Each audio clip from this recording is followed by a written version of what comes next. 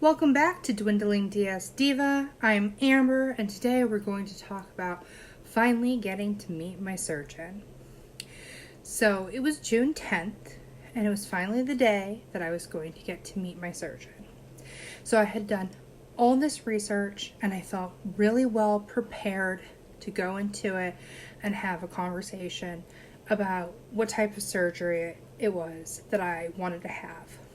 Now, I had a whole laundry list of questions. I actually still have them. They're all in this book. And I felt really well prepared to go in there and ask all the questions that I possibly could and really feel a good foundation about the surgery that I was going to have. Now, again, this was during the whole COVID-19 pandemic, so we did a virtual visit, and I went in and we had our introduction where Dr. Cottam, my surgeon is Dr. Daniel Cottam of Bariatric Medical Institute in Salt Lake City.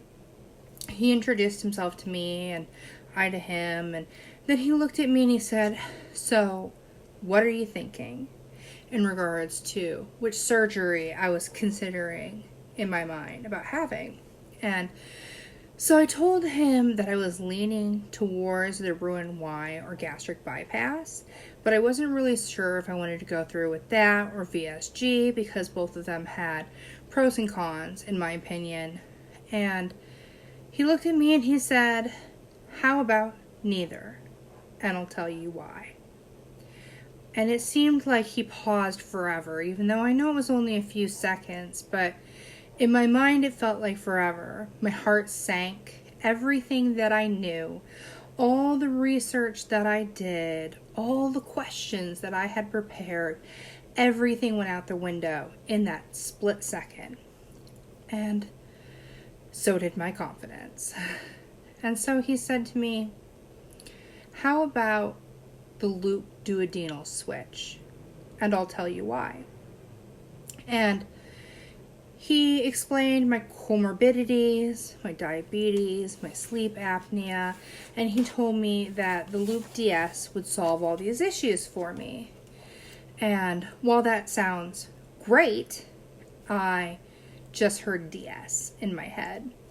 And I had heard of the duodenal switch when I went down my rabbit hole of bariatric surgery research, and I had heard that it had the highest mortality rate, it had the most complications, and so to hear duodenal switch really got me scared. And I explained to him, immediately, well, I had heard, this and this and this, and Dr. Cottam assured me that that was all outdated information and that it was actually really to the contrary. It's one of the safest surgeries. And so I knew at that point that I had a lot more research to do. And so I told him, at face value, we'll go with that plan. This is his specialty. This is his area of expertise. He knows everything by far better than I do. And that I was going to, in the meantime, do my research and learn everything that I could about the loop duodenal switch. Now, in my research, I realized that there is a difference between the duodenal switch, the traditional one, and the loop DS. They are different. I remember after having that conversation with him and meeting him for the first time, I was so upset because I had felt so well prepared for that appointment, and I felt so ready for the conversation we were going to have. I knew where we were going. I knew what was going to happen. I had all the questions, and then I was just blank. I didn't have enough information on my own to form any questions. I didn't really know what the surgery was, and I like to be well informed when I talk about things. So I was really upset. I remember after I got off the video call with him, I cried and cried. I called my husband.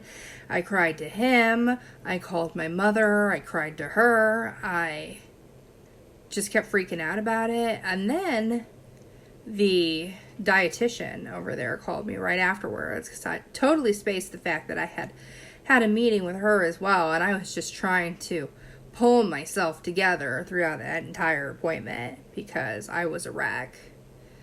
And so from that point, I knew I had a lot of research to do about the loop duodenal switch, what it was, what all it entailed, all the different stats for the outcomes, complications.